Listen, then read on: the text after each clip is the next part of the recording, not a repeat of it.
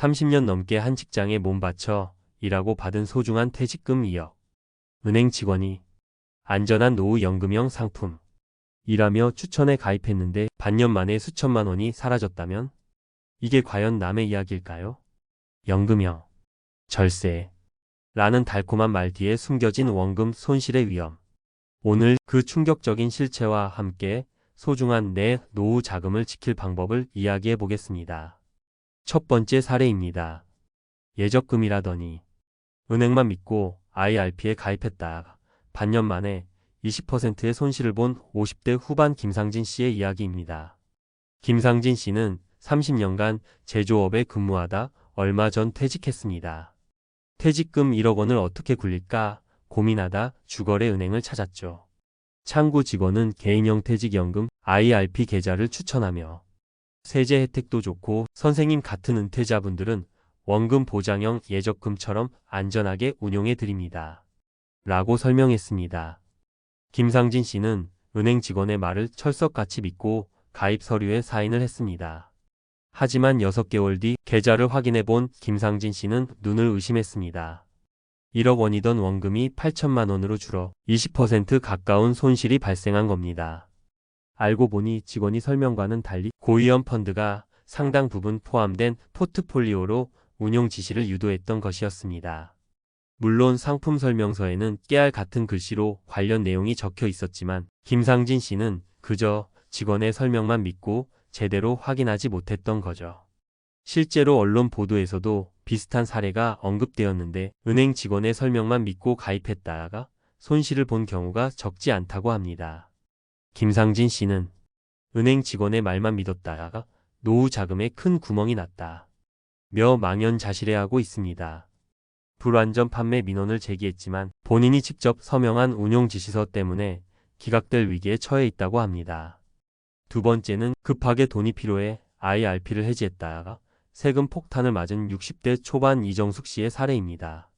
이정숙 씨는 매년 연말정산 때 세액 공제를 쏠쏠하게 받기 위해 IRP 계좌에 5년간 꼬박꼬박 돈을 넣었습니다. 연 600만 원씩 총 3천만 원을 납입했고 운이 좋아 운용 수익도 300만 원 정도 발생했죠. 이정숙 씨는 이 돈이 노후에 큰 힘이 될 거라 믿었습니다. 그런데 갑자기 자녀 결혼 자금이 급하게 필요하게 되면서 어쩔 수 없이 IRP 계좌를 중도에 해지하게 되었습니다. 그때까지만 해도 이정숙 씨는 약간의 손해만 감수하면 될 거라고 생각했습니다. 하지만 현실은 달랐습니다. 세액 공제를 받았던 납입 원금 3천만 원과 운용 수익 300만 원 합쳐서 3,300만 원 전체에 대해 기타 소득세 16.5% 무려 544만 5천 원이 부과된 겁니다. 이정숙 씨가 5년간 받은 총 세액 공제 혜택은 연봉 5,500만 원 이하 근로자 기준으로 계산해도 약 495만 원 정도였으니 오히려 받은 혜택보다 90만 원 이상 더 많은 세금을 토해낸 셈입니다. 한 기사에서도 이러한 중도 해지 시의 세금 문제에 대해 경고한 바 있습니다. 이정숙 씨는 세금 혜택은커녕 배보다 배꼽이 더 커졌다 며 땅을 치고 후회하고 있습니다. 이러한 위험은 IRP에만 국한되지 않습니다.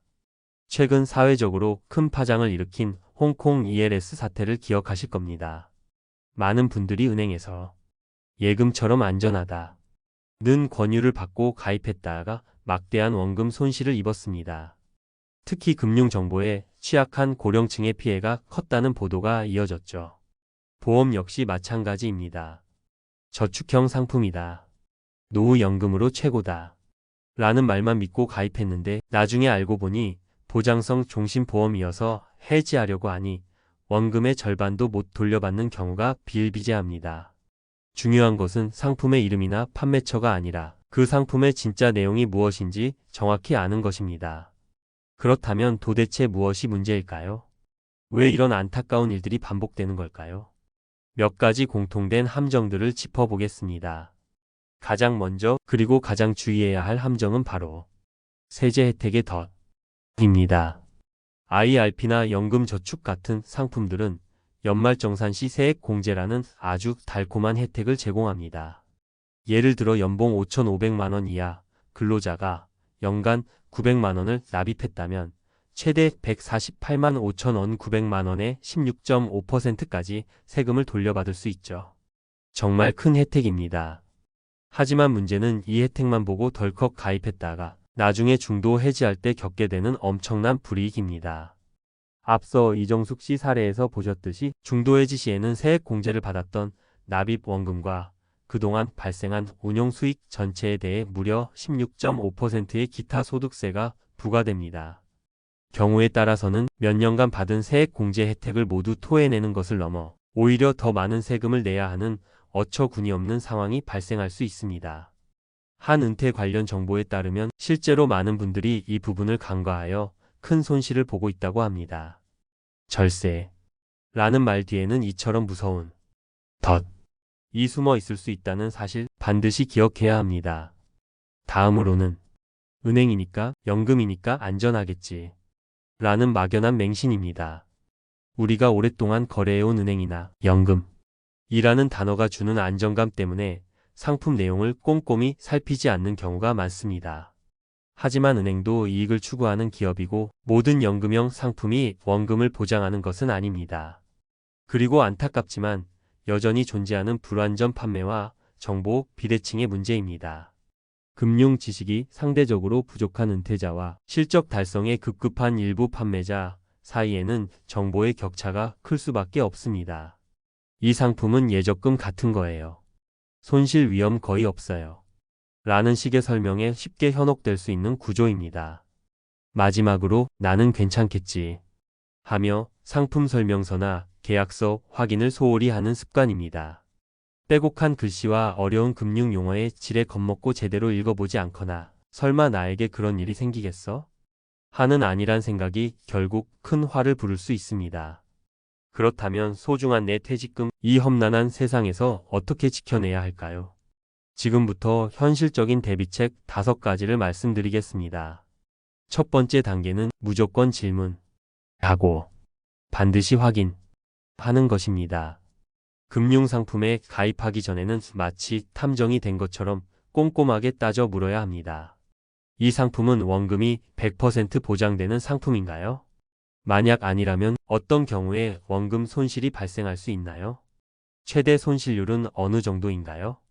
중도에 해지할 경우 제가 감수해야 하는 모든 불이익은 구체적으로 무엇인가요? 세금은 얼마나 내야 하나요? 등등 궁금한 점은 모조리 질문하고 그 답변을 명확히 기록해두는 것이 좋습니다. 가능하다면 녹취를 해두는 것도 좋은 방법입니다. 그리고 상품 설명서나 계약서는 반드시 자필 서명 전에 교부받아 시간이 걸리더라도 한자 한자 꼼꼼히 읽어보고 이해가 안 되는 부분은 직원이 완벽하게 이해시켜줄 때까지 설명을 요구해야 합니다. 두 번째 단계, 특히 IRP 계좌에 가입하신다면 이름이 아니라 운용 지시가 핵심이라는 점을 기억하십시오. IRP 계좌 자체는 그저 돈을 담는 바구니일 뿐입니다. 그 바구니 안에 무엇을 담아 운용하느냐에 따라 결과는 하늘과 땅 차이가 될 수 있습니다. 한 금융 전문가의 조언에 따르면 IRP 계좌에서 원금 보장을 원한다면 반드시 예금 또는 원리금 보장형 상품으로 운용 지시를 명확히 해야 한다고 강조합니다. 펀드와 같은 투자 상품은 당연히 원금 손실 가능성이 있음을 인지하고 잘 모르겠다면 섣불리 투자하기보다는 전문가와 충분히 상담하거나 처음에는 매우 보수적으로 운용하는 것이 현명한 선택입니다. 세 번째 단계, 중도 해지는 최후의 보루로 생각해야 합니다. IRP나 연금저축과 같은 상품들은 기본적으로 장기적인 노후 준비를 위해 설계된 상품입니다. 따라서 중도에 해지할 경우 앞서 살펴본 것처럼 그동안 받았던 세제 혜택을 반납해야 하고 운용 수익에 대해서도 높은 기타 소득세 16.5%가 부과되어 실질적인 손실이 매우 클 수 있습니다. 관련 통계에 따르면 중도 해지자 중 상당수가 예상보다 큰 세금 부담에 놀란다고 합니다. 갑자기 긴급 자금이 필요하다면 무작정 해지부터 생각하지 마시고 혹시 납입 유예, 납입 중지 제도를 활용할 수는 없는지 또는 법에서 정한 부득이한 사유 6개월 이상 요양, 개인회생, 파산 등에 해당하여 낮은 세율로 중도 인출이 가능한 경우는 아닌지 먼저 꼼꼼히 알아보셔야 합니다. 해지는 정말 다른 방법이 없을 때 가장 마지막에 고려해야 할 선택지입니다. 네 번째 단계, 유행. 이나 주변의 권유가 아닌 나의 상황에 맞춰 상품을 선택해야 합니다. 최근 홍콩 ELS 사태에서 보듯 남들이 많이 한다고 해서 혹은 은행 직원이 강력하게 추천한다고 해서 덜컥 가입하는 것은 매우 위험한 행동입니다. 나의 투자 성향은 어떤지, 이 자금의 사용 목적은 무엇인지, 예상 투자 기간은 어느 정도인지 등을 종합적으로 고려하여 신중하게 상품을 선택해야 합니다. 다섯 번째 단계, 잘 모르는데 어떻게 혼자 다 해요? 라고 생각하신다면 주저하지 말고 도움을 요청하는 용기를 내십시오.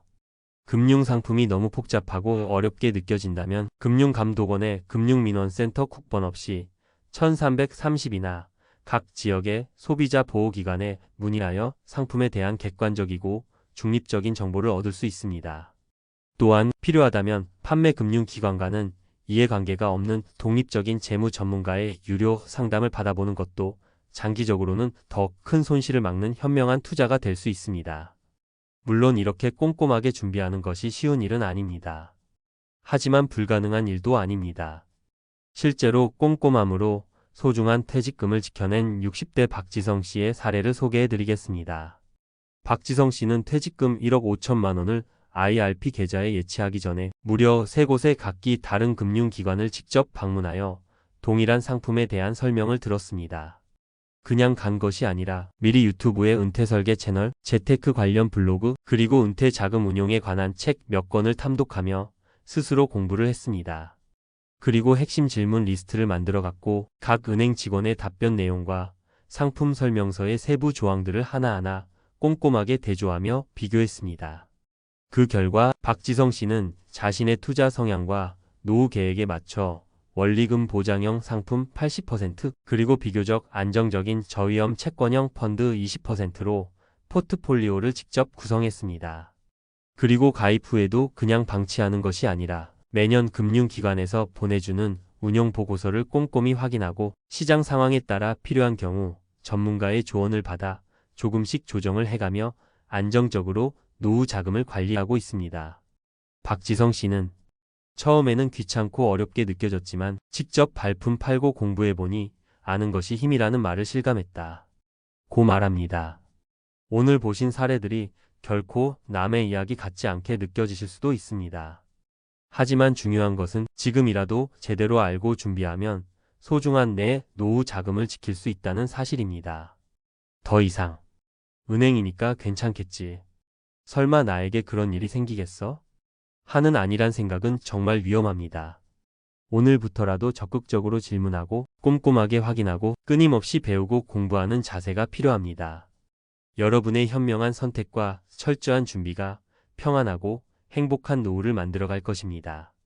오늘 제가 드린 정보가 여러분의 노후 준비에 조금이나마 도움이 되는 첫걸음이 되기를 진심으로 바랍니다. 오늘 내용이 도움이 되셨다면 구독과 좋아요, 알림 설정 부탁드립니다. 그리고 비슷한 고민을 하고 계시거나 더 나누고 싶은 이야기가 있으시다면 댓글로 여러분의 소중한 생각을 남겨주세요.